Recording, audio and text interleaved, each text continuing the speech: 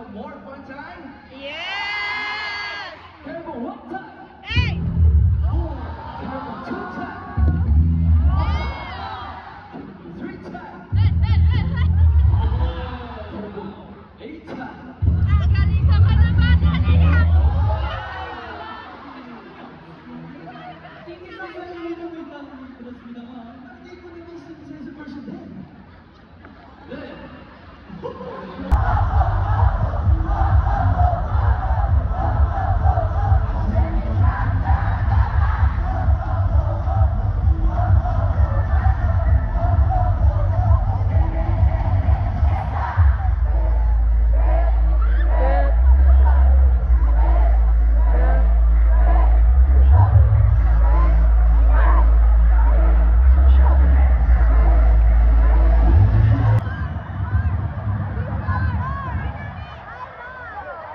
Ay! Ay!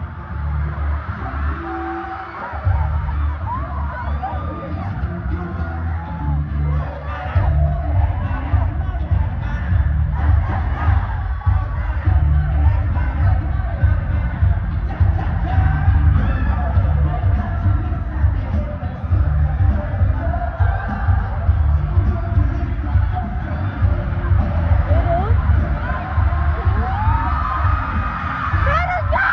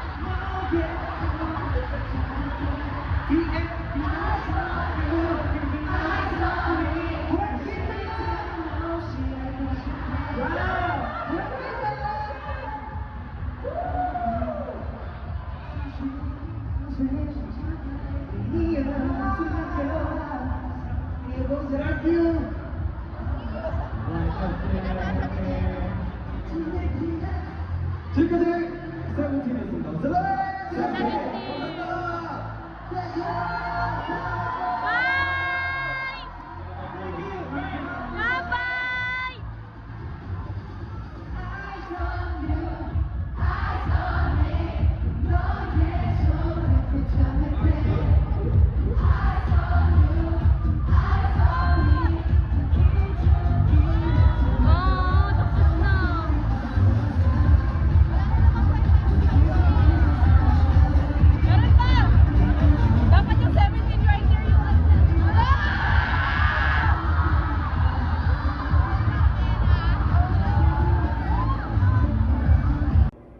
So, hi everyone, this is Jane.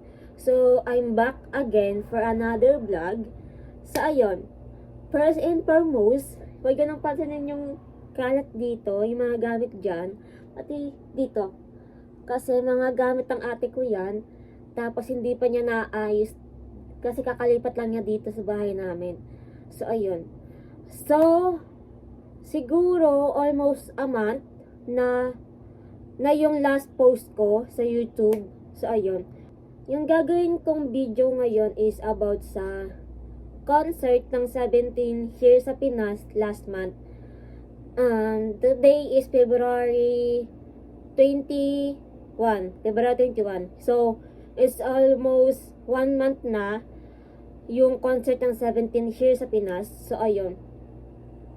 Sobrang saya talaga. As in, kalawang beses ko nang pumuntang concert ng 17. So, ayun. Sobrang saya talaga. So, yun. I'm so colored. Pero, I'm waiting pa rin sa OT13 na concert. So, ayun. So, ipapakita ko sa inyo yung mga nakuha ko nung con mismo. So, ayun. So, first, itong banner. Yan. So, day 2 yung concert na pinuntahan ko sa 17. Yan. So, yung sa day 2 kasi, yung banner ng day 2 is heart shape. So, ayun. So, tapos, may nakuha akong banner ni Mingyu, which is freebies siya. Yan. Tapos, next is, itong,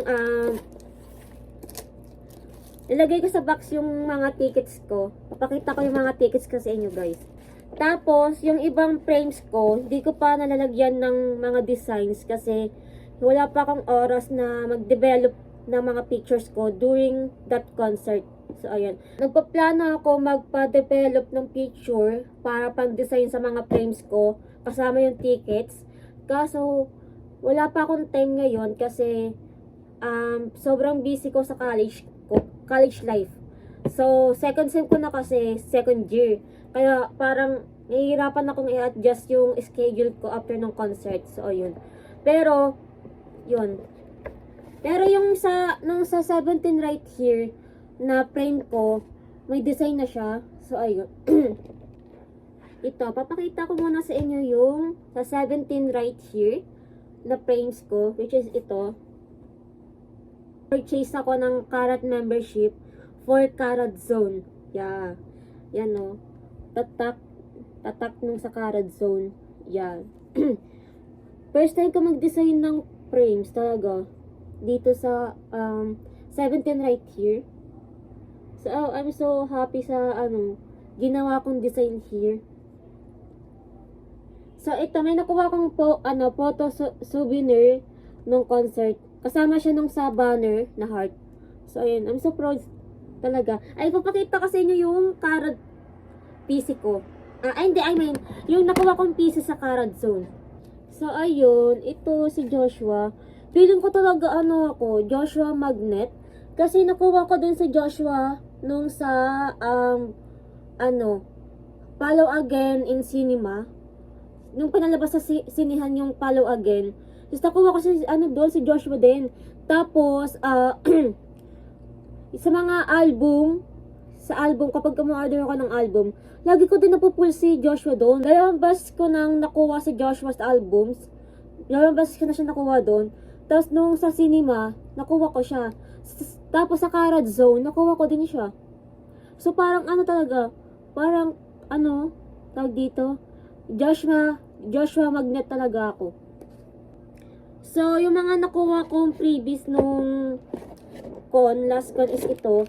Hindi ko siya, nalagay ko siya sa lagayan.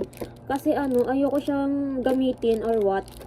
So ayun. Kasi ang dami ko nakuha ng freebies. Tapos nalagay ko dito sa likod is yung ticket holder ng SM tickets. So ayun.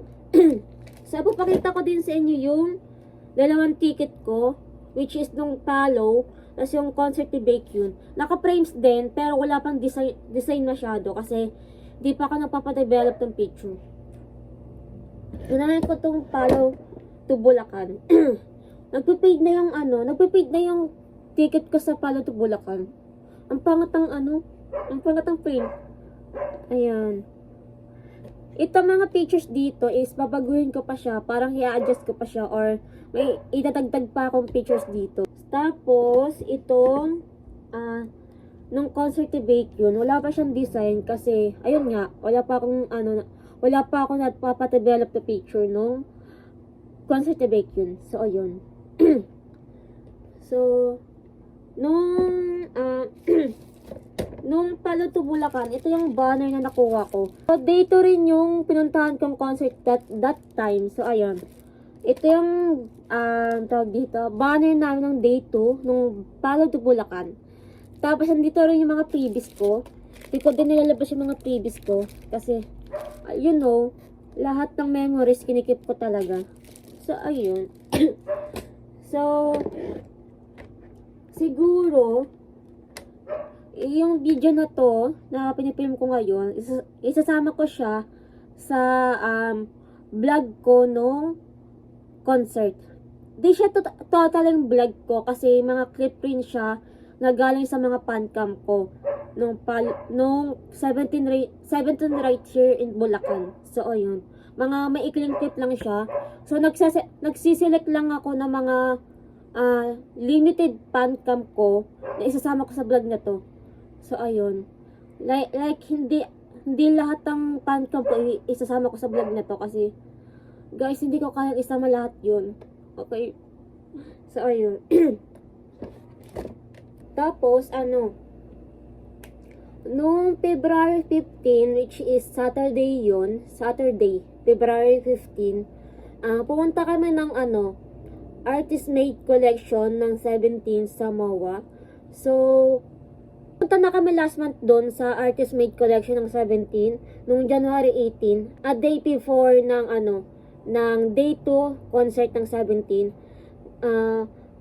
Kaya kami pumunta doon kasi Carrot Station kami nung umaga sa Makati.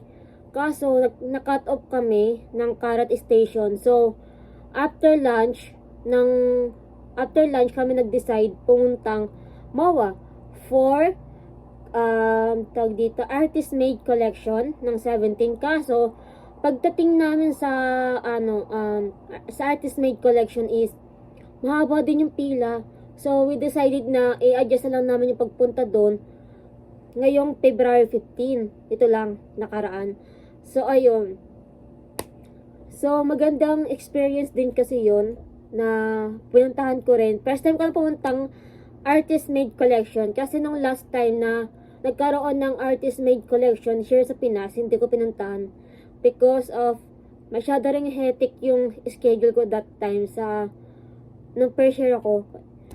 Blessing in this case din na nakapunta ko last week doon sa artist made collection kasi by next week prelims exam ko na, so wala na akong chance makapunta doon.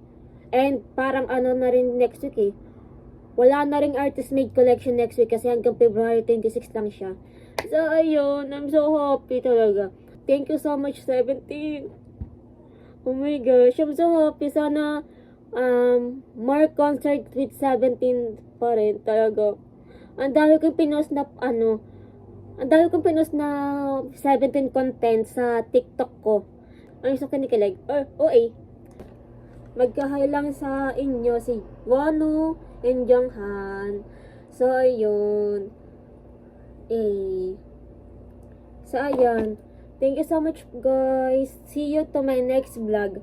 And gagawin ko ang lahat para makapag-upload again sa YouTube channel ko.